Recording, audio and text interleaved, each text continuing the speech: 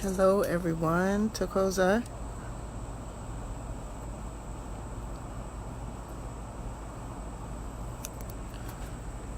Tokoza. Hello Anthony.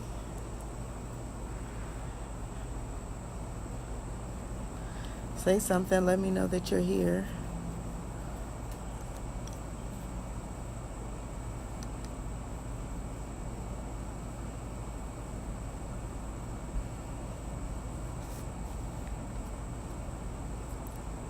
Hello. I'm going to give a few minutes to for more people to come in. I wish I had some music. I should have some music, right? We'll make sure we have that set up for next time. Something to enliven the spirit and fill up that what we call dead air. We don't want dead air. Let me know how the audio is, if you're hearing me okay. Somebody let me know.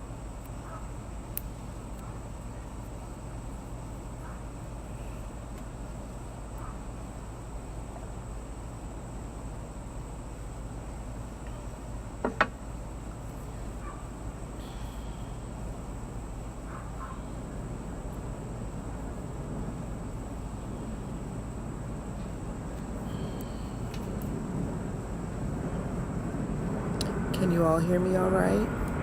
Loud and clear? Okay. I'm outside, and as you might hear now,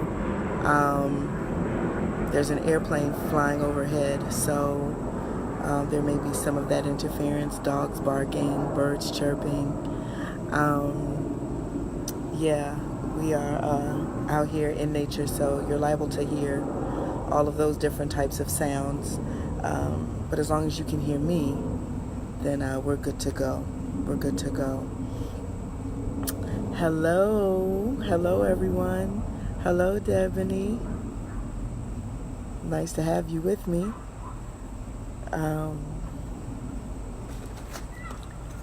We're going to get started in just a few more minutes. Good. I'm glad you guys can hear me. That's important. But thank you for taking the time this evening to stop in with me for this first installment of Vusela with Gogo, uMkhanya Yazimanzini, and which is me. But you can call me Gogo uMkhanya. That's fine. Just think of the word Tanya and put like in front of it instead of a T. So Gogo uMkhanya, or just Gogo, that's fine. That is wonderful. Thank you so much for your support. Thank you for your support throughout my journey. For those that are here, some that are here on the live with me now, and those who will watch later, you have been friends with me on Facebook and Instagram for a while now, and you've seen me go through lots of different, transitions and awakenings and things like that. This journey going into uKhanya, which was my initiation process, and coming out of it as a fully initiated Sangoma is something that I really am grateful to have had your support in, because it's not an easy process. uKhanya is not easy. I mean, there are other initiatory practices, where that do require certain sacrifices and do allow for certain different protocols, but uKhanya is like rough and rugged. If you know anything about the military, I say that uKhanya is like the Marines of basic training, because the Marines, they go a little harder and they go a little longer in their training process. So all that to say, I'm very thankful. Welcome to everyone who has joined me here tonight. I'm very grateful for your presence here on this broadcast. Vusela with me, Gogo uMkhanya kude yazimanzini. And I'm saying that, I'm going to keep saying it so that you guys can kind of get used to hearing it. And on another live, and maybe even on this one, I'll take the time to break down what that name means and what it represents and who it represents and how it applies to me and all of that. But we're going to go ahead and get started, okay? We're going to go ahead and get started. The name of this show, for lack of a better word, I don't like that because it's not a production. It's an assignment. But the name of this broadcast, we'll say that, is Vusela.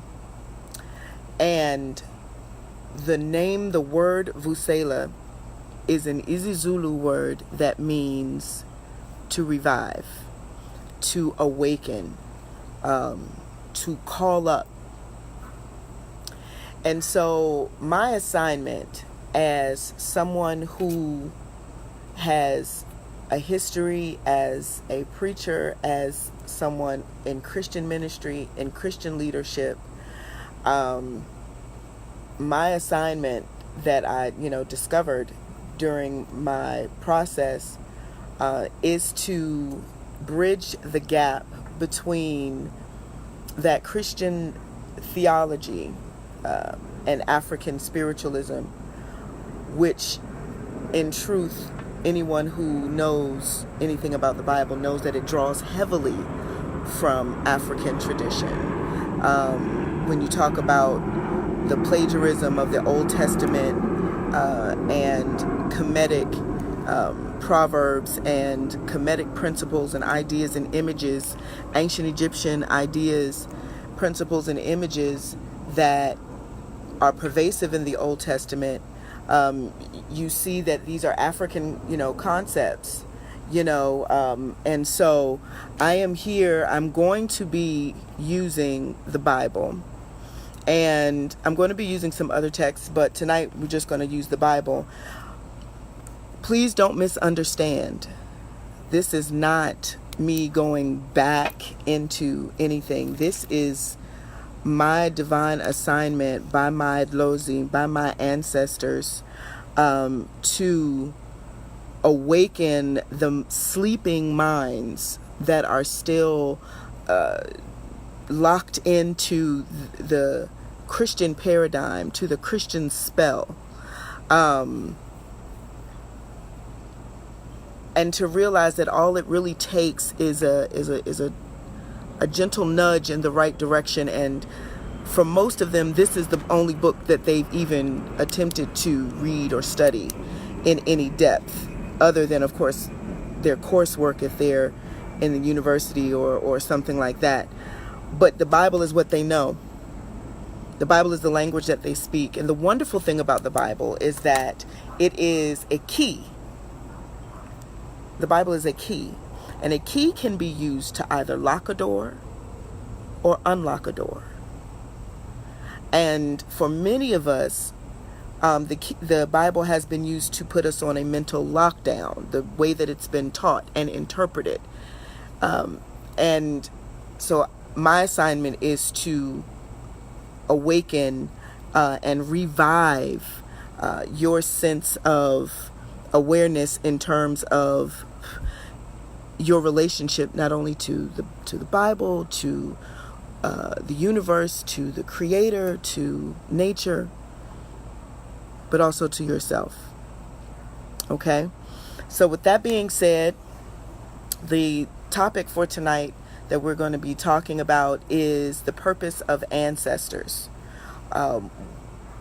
We know we all have ancestors. We know that we all come from people who come from people who come from people. It's kind of a subconscious, reality, like we know that.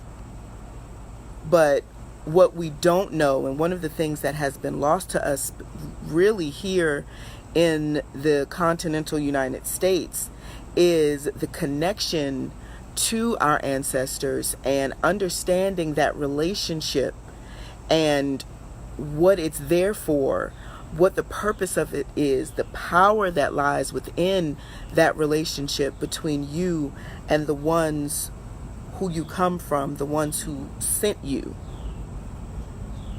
So we're going to go, and I know none of you have your Bibles, so I'll forgive you this time because I didn't give you a heads up.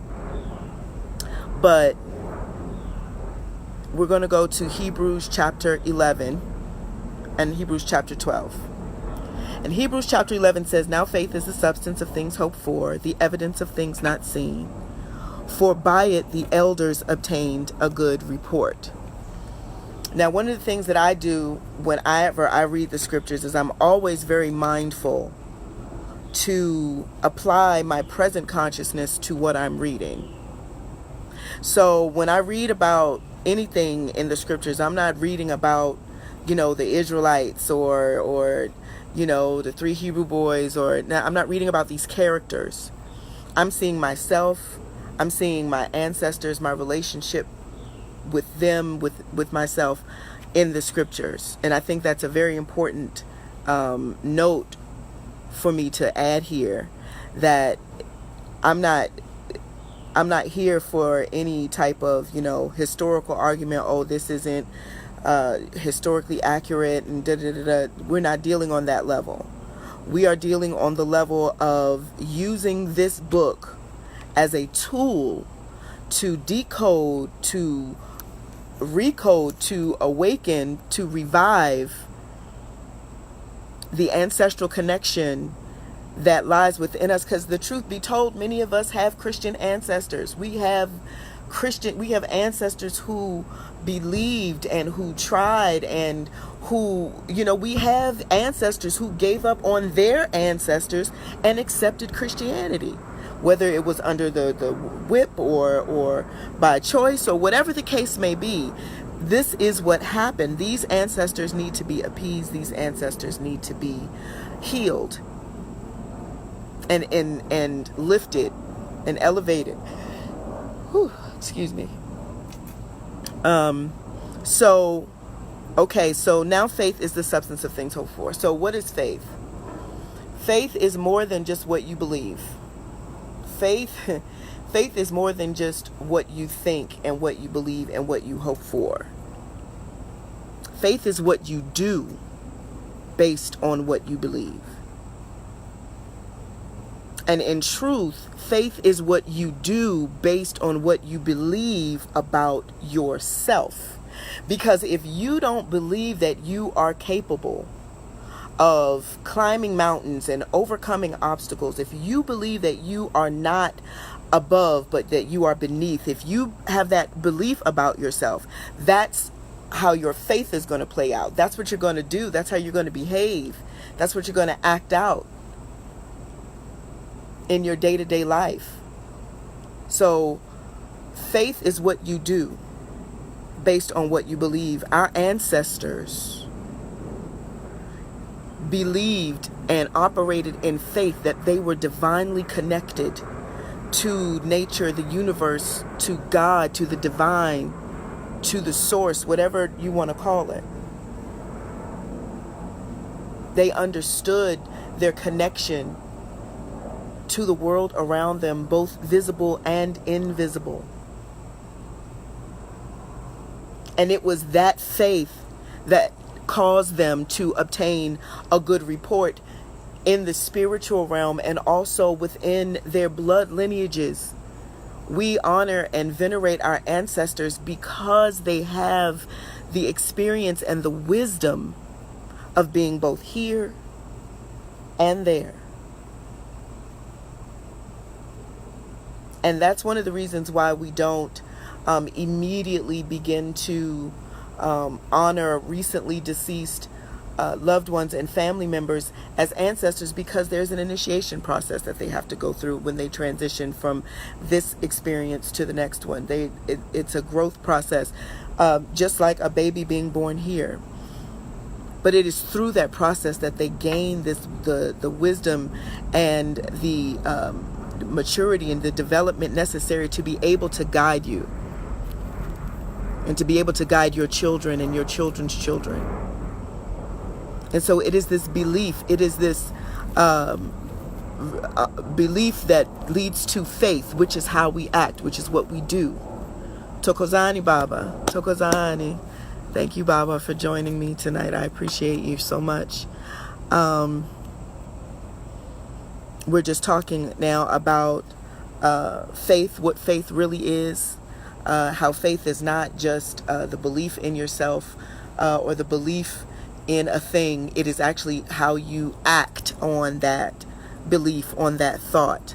And so correlating that with the ancestors and understanding that, understanding that our ancestors, our ancient ancestors, held these truths to be self-evident, to use, some familiar language, that they were one with the universe, they were one with the cosmos, that they understood this power, that they knew where they were, who they were, where they came from, and how it is so necessary for us. And that's where we're getting ready to go into Hebrews 12 and verse 1. It says, "Wherefore, seeing we also are compassed about with so great a cloud of witnesses, let us lay aside every weight and the sin which doth so easily beset us, and let us run with patience the race that is set before us." Now I'm going to tell y'all, this particular scripture has really been with me throughout my whole process in terms of coming into uMkhanya, my tradition, because I immediately saw this and understood that this was referencing those who had come before me, those who had walked this path before me. That we have access, we are encompassed about or encircled about, but it's also a permeating that comes through us, even through our physical bodies, that connects us to our ancestors, who are very real. Let me be clear. Let me get some water first. Hold on. But let me be clear. The ancestors are not just an idea. The ancestors are not just a notion or a myth, or they're not like God in our minds. God is this kind of anthropomorphic, which means that it's a thing that we've ascribed human characteristics to. It's this idea of God that we have. It seems to translate over for many of us into this idea of ancestors, that they exist, but we really don't know where. We can't really see them. We don't really know how to, contact them. Are they going to appear in a dream? Are they going to, materialize in person? Is it going to be like a haunting? Am I going to get a poltergeist? Like all of these questions about ancestors. When all you have to do is realize that your ancestors are as real as you and I.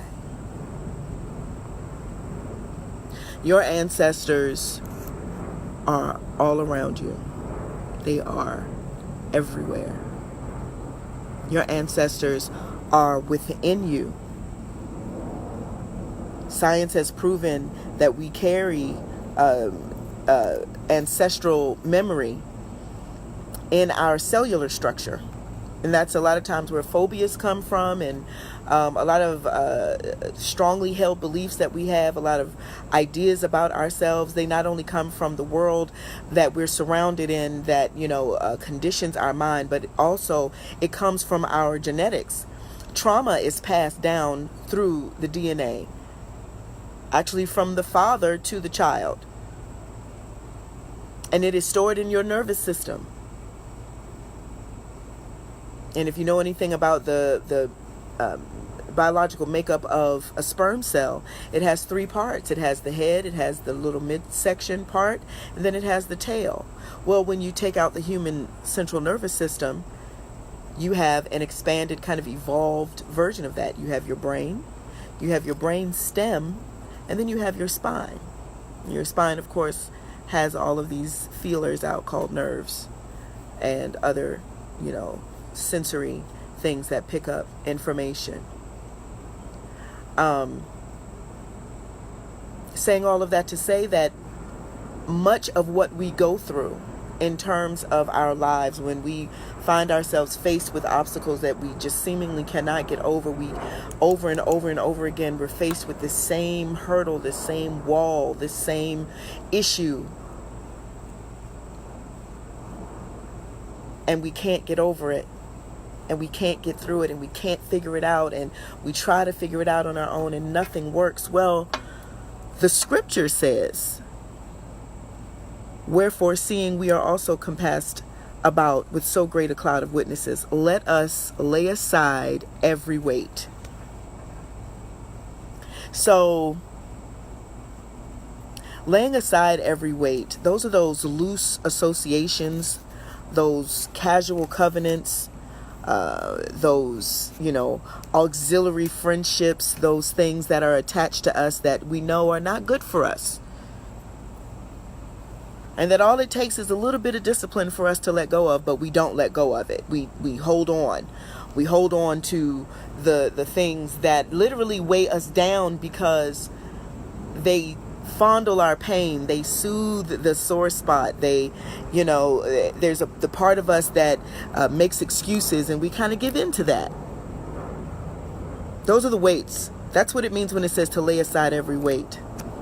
It's talking about those casual covenants, those loose associations, those casual contracts that you make when you agree to something that you really don't want to agree to. Your soul does not agree to this. You feel within yourself that this is not what I'm supposed to do, yet you do it anyway. Or you do something that you may not have such a strong urge that is telling you no. You may have just that subtlest hint of don't you do that. That's not good for you. But you ignore it. That relationship, that habit, that idea, that thought pattern. Those are the things that all it takes is a little bit of discipline to let go of, and you can be more free, right? Because there's levels to this. There's levels to healing. There's levels to releasing. There's levels to all of this. Some things are easier to let go of than others. Those are your weights. Those are the things that all you got to do is open your hand and drop it, right? Just be brave for a minute and let it go. For some of us, that is the hardest thing to do, is to just open our hands and let it go and to just release it. But the wonderful thing is that the more we release things that don't serve us, the more that we let go of ideas that don't serve us, the more that we set ourselves free from our self-imposed bonds, the more that we can really begin to hear and interact with our ancestors. And the more they can come in and give us the wisdom and give us the insight and share their experience with us and kind of, give us a heads up about some things that are coming. Because they don't exist in time. They exist outside of time. So they see the past, the present, and the future. And so their ancestors are a powerful ally. But one of the reasons why a lot of us cannot really get into our relationship with our ancestors the way that we want to, the way that we need to, is because we're still holding on to a lot of ideas that don't serve us or our ancestors. They're counterproductive. So if you still think of yourself as a sheep, if you still think of yourself as, someone who's beneath and has to beg, and someone who's lowly and weary and unworthy, then that doesn't jibe well with the ancestors who know who they are, where they come from, what it is that they had to do, and what is set for you to do. So lay aside every weight. And then it says, and the sin which doth so easily beset us. One of my favorite correlations with this particular scripture is the song by A. Marie. It says, it's this one thing that's got me tripping. It's this one thing. It's this one thing that I can't seem to get over. This one relationship that I keep going back to, even though it may be with different partners, but it's the same relationship over and over again. Or it's the same hurdle. I get this job, and then next thing I know, I'm not doing well on the job, and they're threatening to fire me, or whatever it is, the same thing that keeps happening over and over again in your life. That one thing,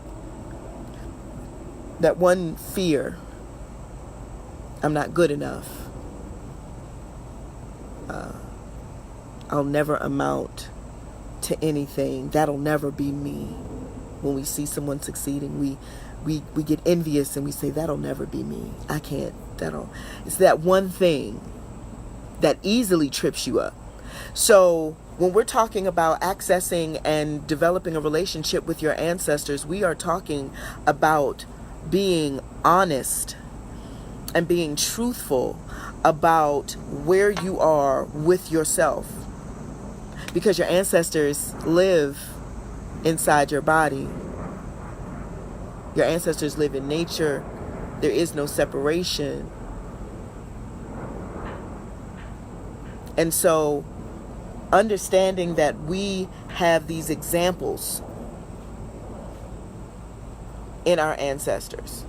We have examples of what it looks like to live a spiritually and emotionally cohesive life, to live a life that is one of peace, where you know your purpose and you know what it is that you're here to do, and you know who you are. We have examples. And the Bible says, looking unto Jesus, the author and the finisher of our faith. Of course, I don't believe in Jesus as Savior. I don't subscribe to the reality of Jesus. But in terms of the character in this book, there's a lot that can be said. It's a great character. It's a great character. And when you understand that this character is written to be on par with your Buddha, and with your Krishna, and with your Heru, and with all of these other ascended masters, you're able to understand that when a person attains mastery of a thing, it is because they've failed in every way that they can fail, and they succeeded one time, and then they started succeeding over and over and over again. It's an excellent hero's journey. Absolutely, Baba. It's a hero's journey. It's the story of you and me. So when it says looking unto Jesus, what we're talking about here is really looking at an example of someone who has overcome, run their race, finished their course. You can also look at your ancestors. You don't have to look at this mythical character who never existed in the flesh. You can look at your ancestors and see that it is these people whose DNA runs through your body. The Bible is a very ancestral book. When you think about the lineages that are that are written and listed here in the book, in the Old Testament, the lineages, this one begat that one begat that one is the son of this one whose father was that one. Do you understand? Even in this particular book, in chapter 11 of the book of Hebrews, there begins to be a chronicling of the ancestors who operated in faith and who overcame insurmountable odds. The wonderful thing about ancestors and about this particular example that we're giving, it's an example, I had to get close to the screen to say that, example that we're looking at here, is that you have the opportunity to do that within yourself. You have the opportunity to do that within your lineage. to literally say, it was by faith, because I believed in myself and I acted upon what I believed. I believed that I was able to do XYZ, therefore I did it. It is important that you acknowledge yourself and acknowledge your ancestors in that way, because it builds up this kind of inner resilience within yourself. When you hear yourself say things, that's why it's so important to speak certain things out loud and to say certain things out loud. And then it's important to not say certain things out loud, because that sound, once it reverberates off of the inner ear, it sets off a vibrational sound wave within the body, and the body begins to correspond with the intention and the energy of the wave that was produced when the sound hit the eardrum. Okay, so it's important that you begin to laud yourself or celebrate yourself, to celebrate your ancestors. Grandma Annie, she was a believing woman, and because she believed that she could, then she did this and that and the other, and you begin to really develop that confidence that is lacking within so many of us, because we don't know where we come from. We don't know. We haven't even begun to establish that relationship, because we're still carrying around so many weights. We're still wondering, are your ancestors demons? Well, if your ancestors are demons, then you're a demon. If your ancestors are evil, then you're evil. And your ancestors are satanic, then so are you. And you need to just go on back to hell where you came from, and stop causing us all these problems up here. If that's the case, because you are your ancestors. The universe, they say, is 14.3 billion years old. They say at the time of the conception of the universe, what they call the Big Bang, there was a certain amount of mass that was produced. Oh, Tokoza, Gogo, Annie. There was a certain amount of mass that was produced. Over time, over these billions of years, there has not been any more mass that has been produced in the universe. But the universe keeps expanding and rearranging itself, recycling itself. Nothing is destroyed. Energy can never be destroyed, and everything is energy. Everything is energy. Okay? So the mass that is you has always existed in one form or another. And tapping into your ancestral wisdom, going back eons, not just to grandma and great grandma and to to kings and queens of old, or any of that, even beyond that. Your ancestors are ancient, and they are here now in the present as you. We come from, they really can't even tell you where black people come from, because that's how old our DNA is. They can't even tell you. It can tell you when, around what time, the Caucasian or the European, or whatever you want to call him, the white man, whatever, when he appeared on the scene, and when these other subgroups. But as far as Africans are concerned, seems like we've just kind of always been here. I'm not going to get into that, but I'm just saying that that's how far back your ancestral wisdom goes, and even beyond that. But it's important that you, as much as lies within your power, that you tap into your inner wisdom, and that you tap into that part of you that wants to say yes to your ancestors, and say yes to the traditional and ancient ways, You know, the wonderful thing is that it's because we live in a paradoxical universe, right? So you can be having trouble tapping into the realm of the ancestors, where you can feel them, and where you can, when you call on them, you can feel their presence and everything. And the way to fix that is to call on them, is to continue to call on them. And that's the paradox, right? Because you would think, oh, I need to do something else. I need to do some ritual or whatever. And that may be the case. Maybe you do need to do a cleansing, or, have your home cleansed, or set up your altar, or different things like that. But if you've done all of that, and you find yourself in a situation where it's like, I'm calling on my ancestors and they're not there, they're not, responding, your ancestors are always present because they are you.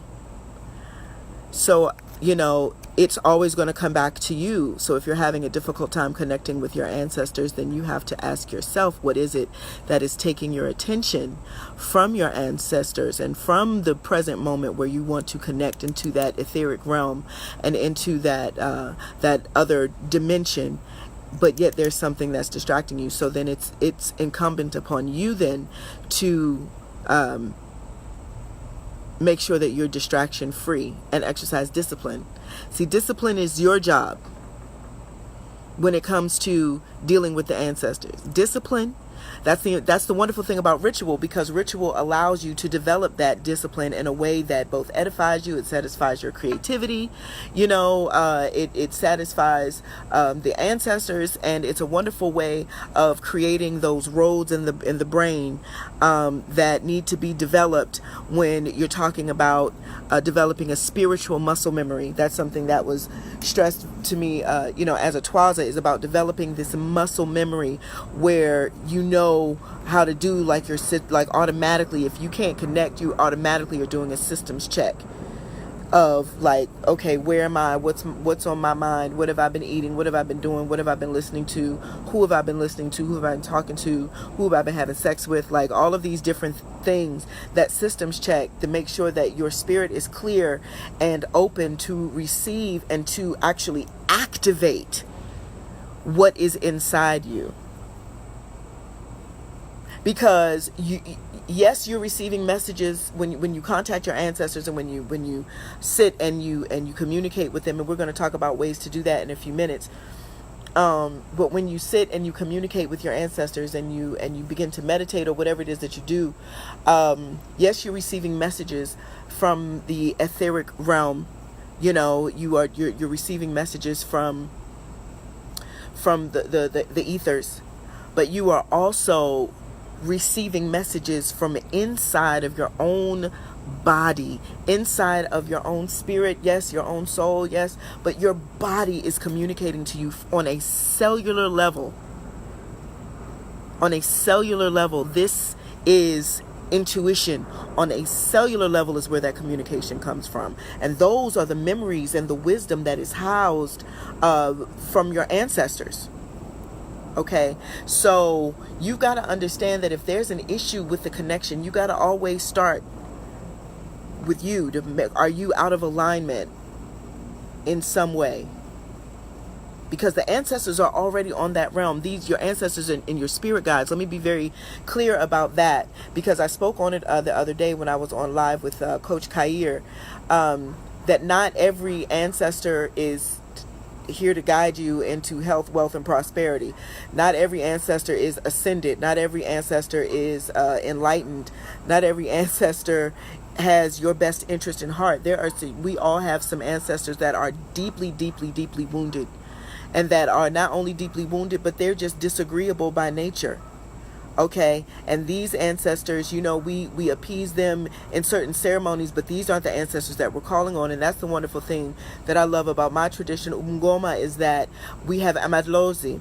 And having amadlozi means that you have your ancestors that are in your blood lineage, but you also have your ancestors or those people who have been instrumental in guiding you. They have made pacts with your family members or with your people in your lineage way back when, that they would always look out for your offspring. And these things are real. I know we only see it in movies where people take like these oaths that, like, yes, I will protect the Johnson bloodline from, and my children will do the same. And, they make these oaths, but these things really happen in our lineage, in our bloodline, in our reality.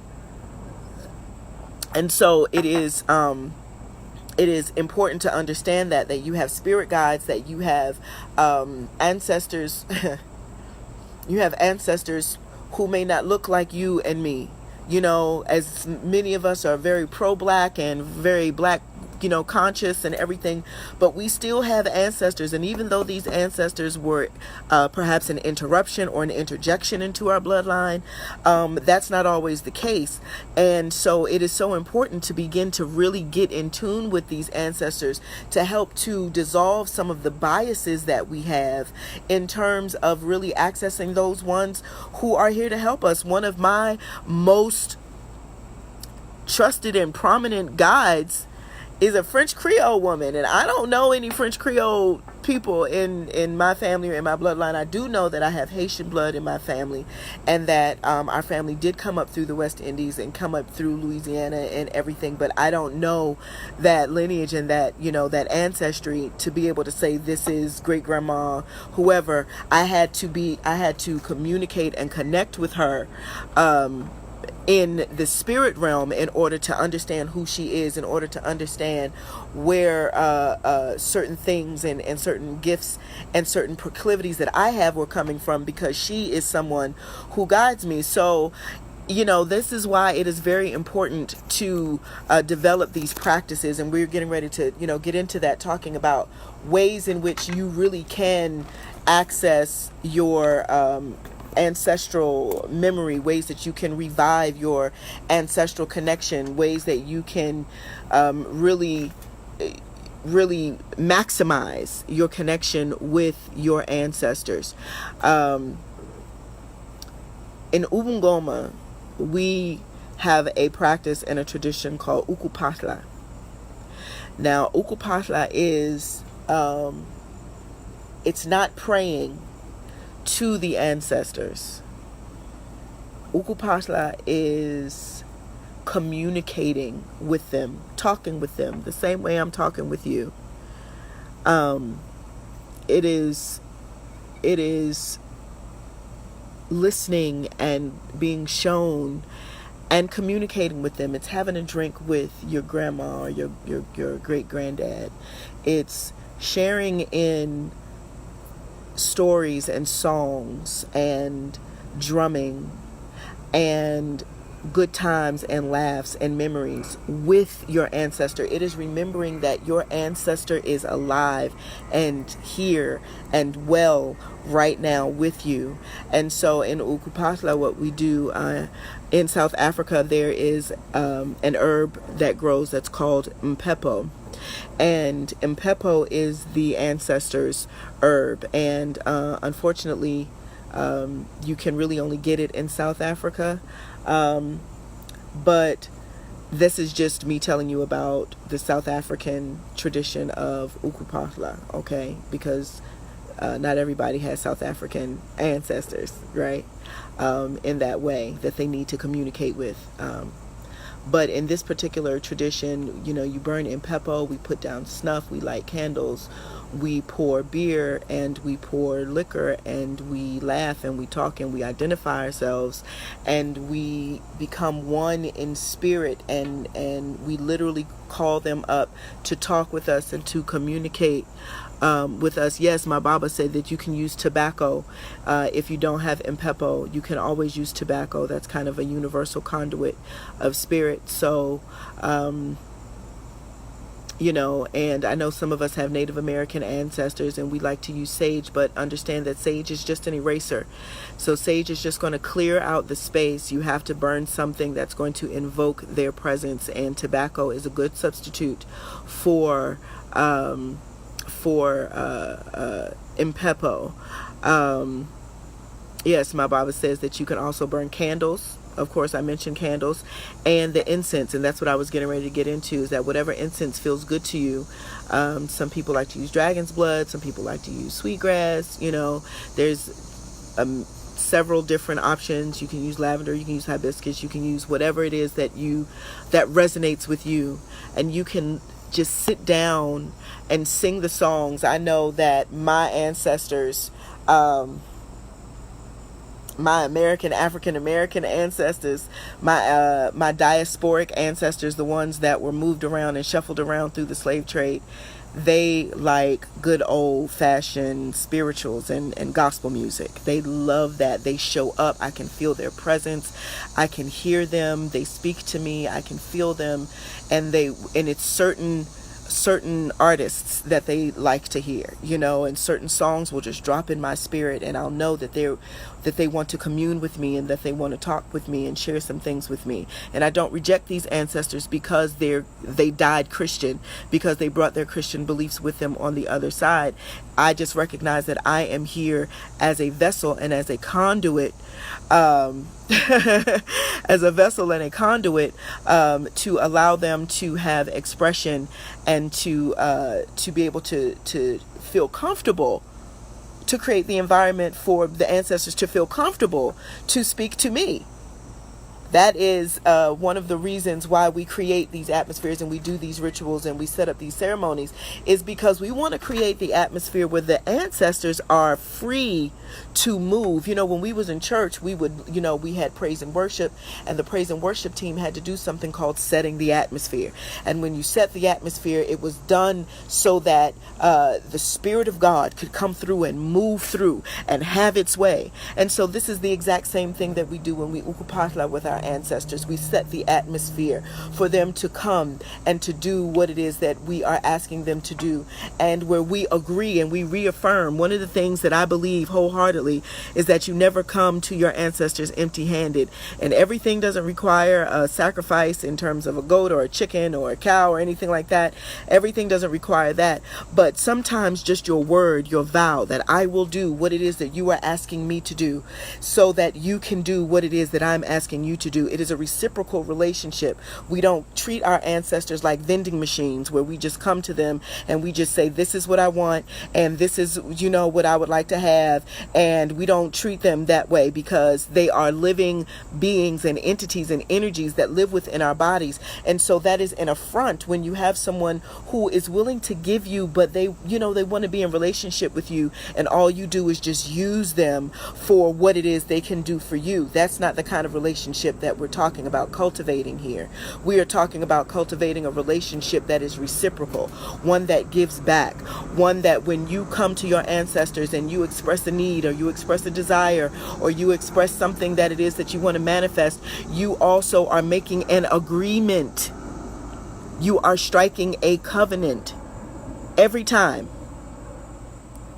You are giving your word every time you go to your ancestors.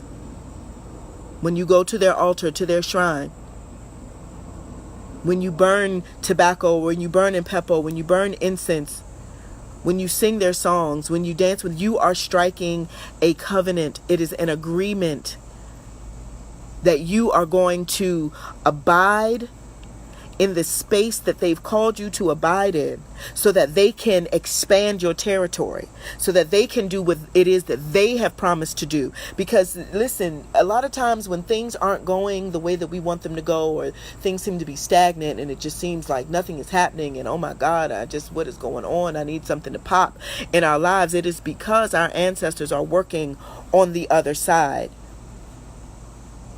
Our job is to remain faithful. Our job is to remain in discipline in our relationship with them.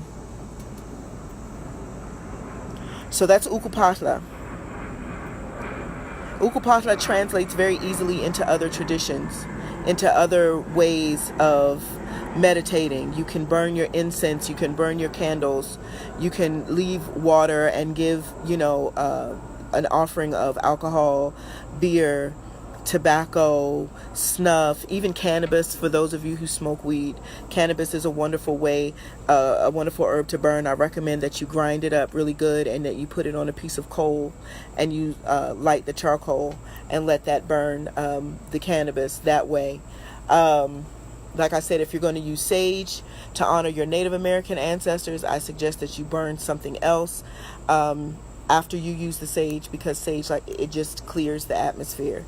It doesn't invoke in any presence, and so you want to make sure that you are invoking the spirit of your ancestors. When you do your ancestral altars, it is very important to have an altar in your home as you begin this journey into connecting with your ancestors, as you begin your Vusela process, your revival process.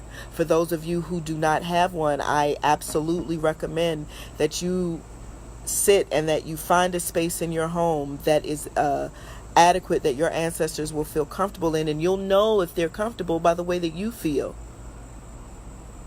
You know, you'll know that if it's what they want by the way that you'll have that resonance within your body and within yourself. You'll know, and you find that space in your home. And this is just a very basic ancestral altar recipe, that or formula that I'm giving you. And you want to make sure that whatever implements that you use for your ancestors, that they are used for your ancestors only. That you're not eating out of your ancestors' dishes or drinking out of your ancestors' cups, and that you're not rotating them out. Every time you do something or do some work, you want to make sure that you're using the same implements, because their energy becomes attached to these implements, and they become sanctified, and they become sacred to the ancestors. So you want to make sure that you're using dishes and cups and everything that are for that singular purpose. So you always, and also not just the dishes and the cups, but also your tablecloths, your white tablecloth. I recommend that when you're just starting out, that you lay out a white cloth on the ground, or depending on what your ancestors want. Some ancestors want to be on the ground, some ancestors want to be elevated. It's all depending on you, your relationship with your ancestors, the safety, issues that you may have in your home. But you want to find a space that's not going to be disturbed. And you want to lay out a white cloth. And you want to get a candle. And I actually have one that I could show you, but I didn't bring it up because I didn't know that I was going to need it. But it's the clear cylinder. And I do have one of these. It's a used one, but it's a clear cylinder, and then you have these 7-day glass candles, and you take that clear cylinder and fill it about a third of the way with water, and then you put this inside the cylinder, right? And you light it and you burn it.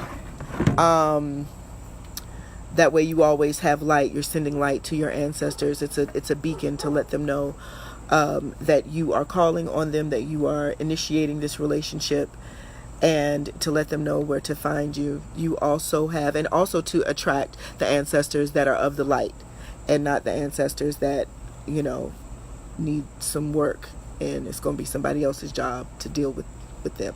Not those ancestors. We're only calling on the ancestors of the light. So your ancestors need that candle, and they also need a glass of clear water. This is my drinking water, of course, but a glass of clear water. And like I said, remember that your implements are only for your ancestors. If you're going to buy a glass, buy them a glass, buy them a plate, buy them the things that they need for their altar, and let that be that. They need the clear water because water is a conductor of energy. Water is what you would call an unguent. It is something that can actually help to make a path smoother. Just imagine going down a water slide with no water. That feeling, that burn on your skin. You'll be skinless. You'll be a skinless chicken by the time you get down to the bottom, if you get down to the bottom, because you're going to get stuck on that hot plastic, okay? But when there's water involved, then you're able to slide right out. It's the same way with birth, right? If you've ever seen or heard of a dry birth, which I have experienced, which is awesome. It's when the baby comes out, but the water hasn't broken yet, so they're still in their in their sac, and it's a lot less pleasant than when there's water involved, when the water breaks, and that water creates a way and a smooth way for the path to come, for the baby to come through down the path. So water in that way is important for your altars. Clear water, to keep the water clear. The water will speak to you in certain ways. You can call me, and we can set up a consultation where I can come in, or we can do it via video and actually help you set up your altar based on the way that your ancestors want, and to also help you read and understand what's going on with your candles and with your water. I see bubbles, or I see smoke, or whatever. You can definitely contact me. I can assist you with that. But you want to keep the water clear. You want to keep it fresh every 2-3 days. You want to change out your water. The same thing with any other liquids that you put down, your alcohol, your beer, and you always want to be guided. And I keep referring back to the fact that your ancestors live within you, because that is where you're going to hear the guidance. You're going to hear it from within you. You gotta, you have to learn to trust the voices in your head and understand that you're not crazy, and you're not, grandiose, and you're not, trying to be anything other than what you are, which is awesome, a child of the universe, a child of the soil, a child of the ancestors. And so, yes, they will speak to you through your intuition. How else will they speak to you? They're not always going to appear like, Obi-Wan Kenobi, to Luke Skywalker and just show up in a vision. No, even Luke Skywalker sometimes heard Obi-Wan in his head. He heard him echoing through his mind. And that is the way that the ancestors will speak to you. So when you're drawn to certain things, you're drawn to the certain things that maybe you don't even like. Say, for instance, you don't drink beer. You don't like beer. You're not a drinker. You're not an alcohol drinker at all. You don't have any liquor in your house. You don't even like wine. But all of a sudden, you get a taste for something very specific.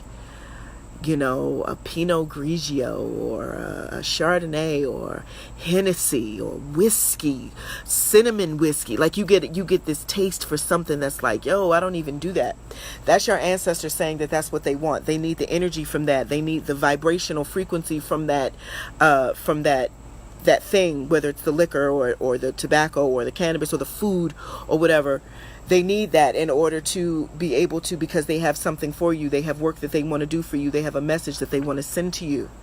Okay, so it is important that you keep those things fresh, and that you keep your ancestors' altar fresh. Another thing that you want to include on your ancestral altar is fresh flowers or a live plant, something that represents life, something that represents the earth, something that represents nature, something with some dirt. Okay, the Wiccans kind of really oversimplify that. They say you just want to have something that represents the 4 elements of life, earth, air, fire, water, and then of course your breath is spirit or the ether. But this is much more, because we want the ancestors to literally imbue or embody the plant or the flower. So as the plant flourishes, we know that they're doing certain work. When the plant dies, we know that they've done the work that they need to do. It's certain ways that you can read all of those types of things. So you want to make sure that there's something alive and representative of nature on your altar. If you have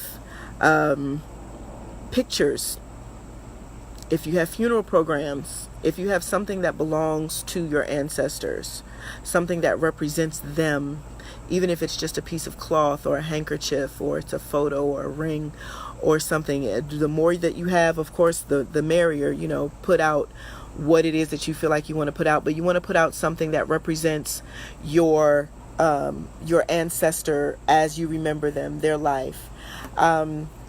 And you may say, well, my ancestors that I know, they was mothers in the church, and they was preaching men and women of God, and they didn't have these vices. Trust me, put the tobacco and the liquor out.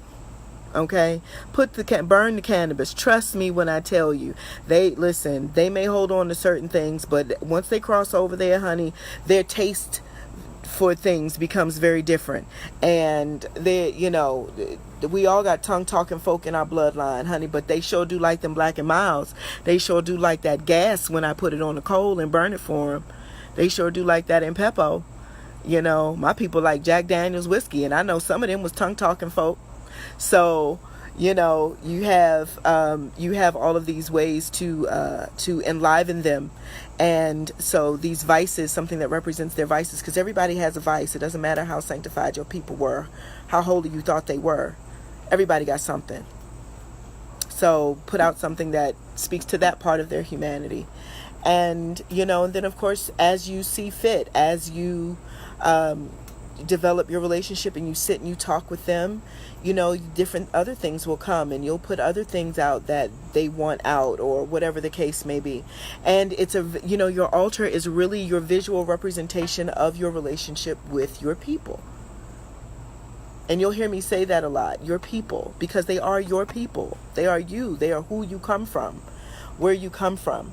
So you always want to remember, as I begin to close up and wrap this up, you always want to remember that you are always encircled, encompassed, surrounded, permeated by your ancestors. You always want to remember that your ancestors were men and women and beings of great faith. They took great leaps. They went where no one had gone before. They did things that no one had done before. And you always must remember that they are here to empower you to take it up a notch and to do the things that they couldn't do, the things they didn't do. It's like Jesus said in the Bible. He said, greater works than these shall ye do, you know. And the question is, well, what's greater than raising the dead? Well, what's greater than healing the sick? Healing yourself. Raising up the dead parts of you that need to be resurrected, and burying the parts that need to be buried. Healing yourself, setting yourself free, defeating your own demons, slaying your own dragons. And you can do that with the help of the ancestors. They exist in the realm. They are your messengers. They are your guides. They are your guardian angels. These are your ancestors. The earth, Alice Walker said that the earth is literally full of ancestors. Think about that. We are hundreds of thousands, if not millions of years old in terms of our existence on this planet as Octonus indigenous native people. And we bury our dead, and the earth is literally full of our ancestors, and everything that's in the earth gets evaporated out into the atmosphere. So we literally are breathing our ancestors. We are literally, our heart is beating our ancestors. Our blood is pumping our ancestors. If you want to believe in God, you still need to believe in a God. Understand that God is the divine and universal force that holds all things together. And your ancestors are the messengers. Your ancestors are the conduits through which that massive, unknowable amount of information gets passed down to you. So if you're talking about, well, I go straight to God, well, then you're a thief and a robber, because you are bypassing your ancestors, and you can't get to God, to know Orisha, to know Loa, to know to none of them without going through your ancestors first. You've got to go through the way that has been made for you, which is through your blood. First and foremost, believe in God. I believe in God. But I know my ancestors died for me. That I know that I am the result of the love of tens of thousands of ancestors. And so are you. And your ancestors let me know when I was preparing to share this lesson with you that they are there. For some of you, they have been waiting. For some of you, your ancestors have been nudging you. They've been bugging you. They've been bothering you. You've been having these dreams. You've been having these moments where you think you see things and you don't know what you're seeing, or you don't know what you're looking at. You've been getting these synchronicities. All of these different things have been happening. It is your ancestors wanting to get your attention. A bird that follows you everywhere you go. Everywhere you go, you see this same bird. Everywhere you go, you see this same butterfly. Everywhere you go, you hear this same song. Everywhere you go, it's the same thing. It's your ancestors trying to get your attention, trying to let you know that they are there for you, that they are here for you, trying to remind you of who you really are. So tonight I gave you some tools, some tips, some tricks on how to connect with your ancestors, on what it means to have ancestors, the amount of help that you have in the ancestral realm. We're going to continue to dive deep into this, to explore and to peel this back layer by layer. And join me next week. Hopefully we'll be live on YouTube. Yes, you see, everywhere you go, you have the same two butterflies. Numbers and butterflies and birds, and you used to see a fox. These are the things. Your ancestors show up as animals, as insects. Sometimes if you see a fly and the fly just won't leave you alone, you'll be like, oh my God, this must be the devil or some evil mint or something like that. But no, flies are very, very significant. They are persistent. Flies come to let us know never to give up.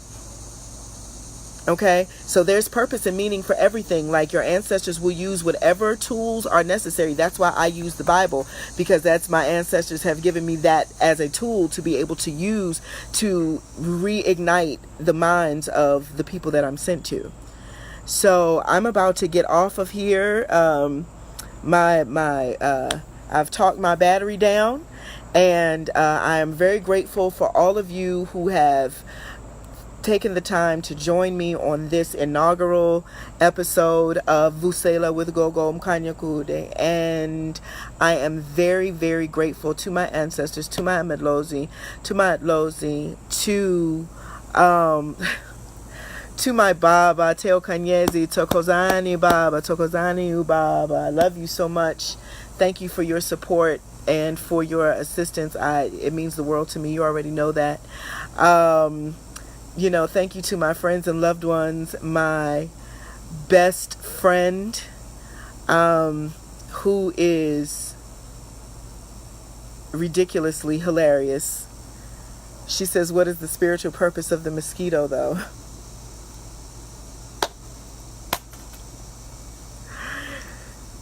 The mosquito is food.